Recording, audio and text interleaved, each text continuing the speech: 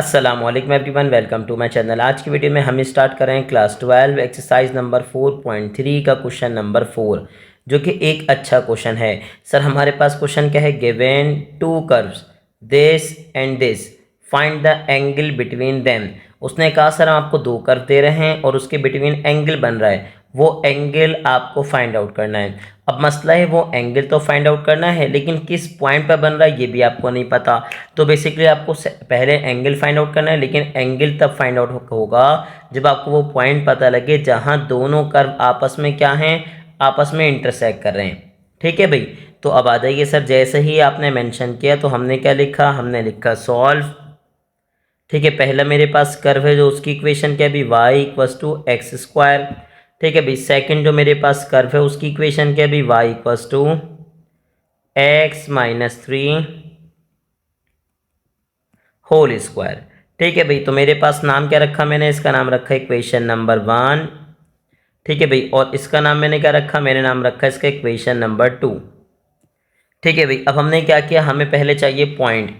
ठीक है भाई, जहां एंगल बन रहा है तो उसने कहा सर पॉइंट कैसे कैसे फाइंड आउट करेंगे, तो हम पुट करेंगे y equals to X square. कहाँ पे भाई, इन इक्वेशन नंबर 2।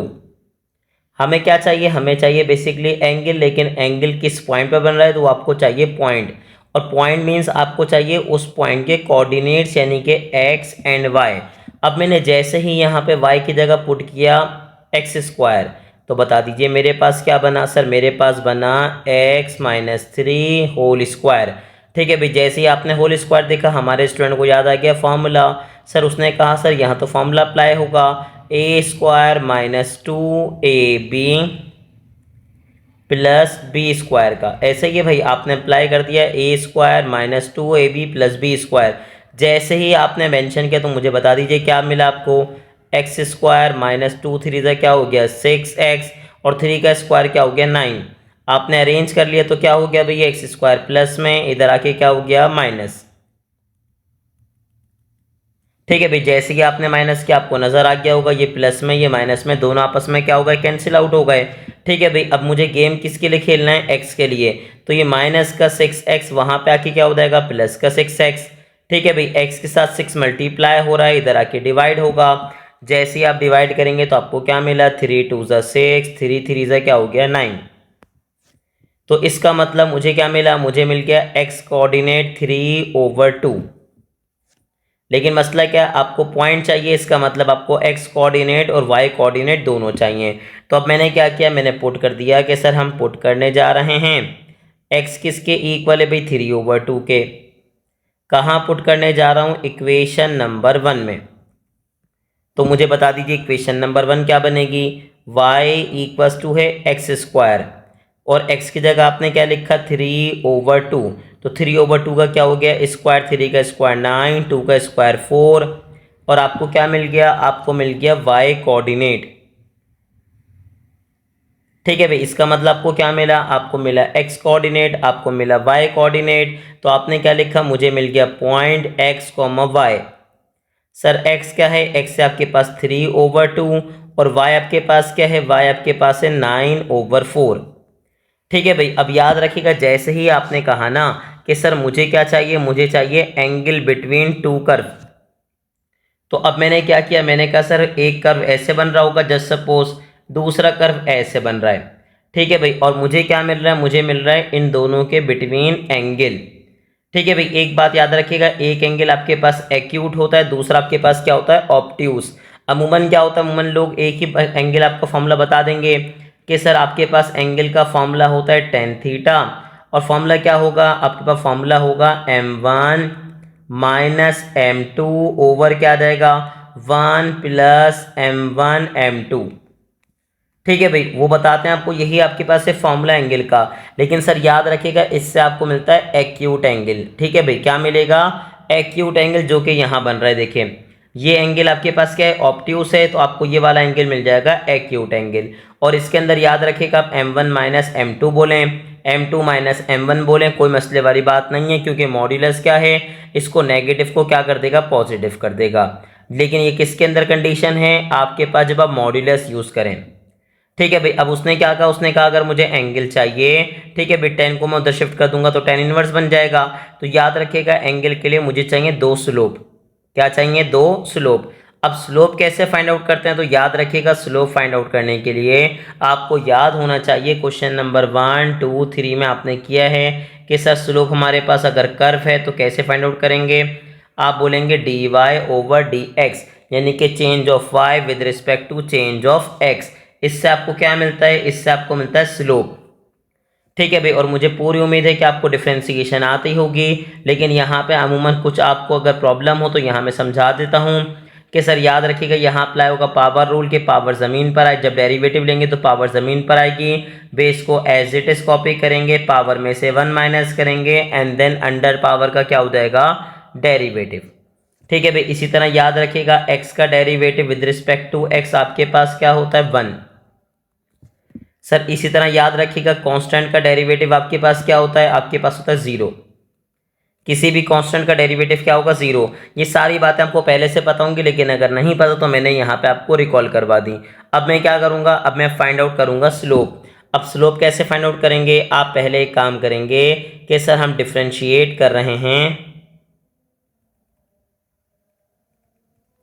किसको? इक्वेशन 1 को विद रिस्पेक्ट टू x।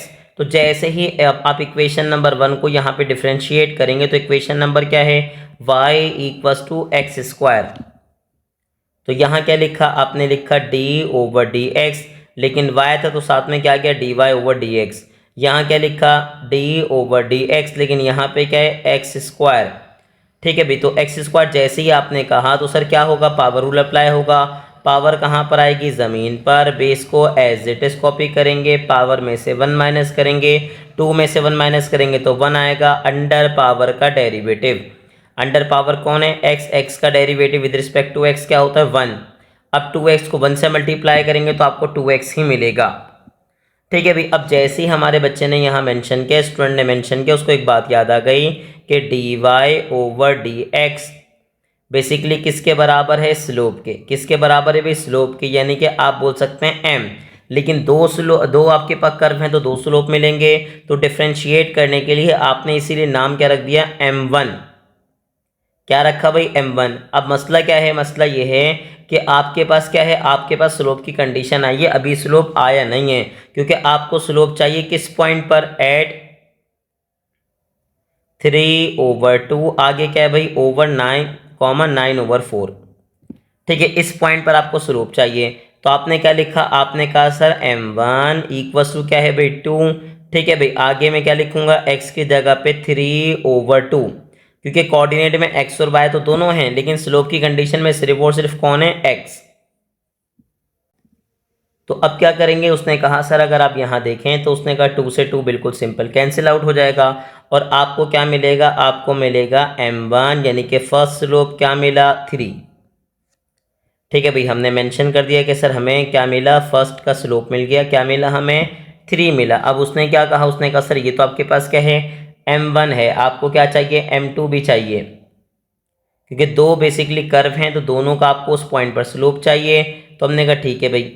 अब अगेन क्या करेंगे? आप चाहें तो आगे सॉल्व कर लीजिए, मैं यहीं पे सॉल्व कर रहा हूँ। तो मैंने क्या लिखा? सर हम क्या कर रहे हैं? डिफ्रेंशिएट कर रहे हैं इक्वेशन नंबर 2 को विद रिस्पेक्ट टू क्या कर रहे हैं? x। तो जैसे डिफ्रेंशिएट करेंगे तो मुझे बता दीजिए मेरे पास क्या आया। उसने कहा सर यहाँ अगेन वही बनेगा D Y over D X. ठीक है भाई। सेकंड कर देखिए आपके पास क्या, और यहाँ क्या रहेगा? डी ओवर डी एक्स, लेकिन आपके पास क्या है? x minus 3 whole square. अब जैसे ही आप डेरिवेटिव लेंगे तो मेरे पास क्या बनेगा? उसने कहा सर पावर ज़मीन पर आएगी, बेस को मैं एज इट इज कॉपी करूँगा, पावर में से 1 माइनस करूँगा, पावर 2 में से 1 माइनस करेंगे तो 1 बचेगा, अंडर पावर का डेरिवेटिव। अंडर पावर कौन है? x minus 3। तो x का derivative with respect to x तो 1 होगा, लेकिन सर याद रखिएगा 3 का डेरिवेटिव, 3 कांस्टेंट है, डेरिवेटिव क्या बन जाएगा? 0। और 1 में से 0 माइनस करेंगे तो आपके पास क्या आ जाएगा? 1। तो बेसिकली आपको क्या मिला? उसको याद आ गया कि सर मेरे पास क्या आ गया? मेरे पास आ गया 2x माइनस 3।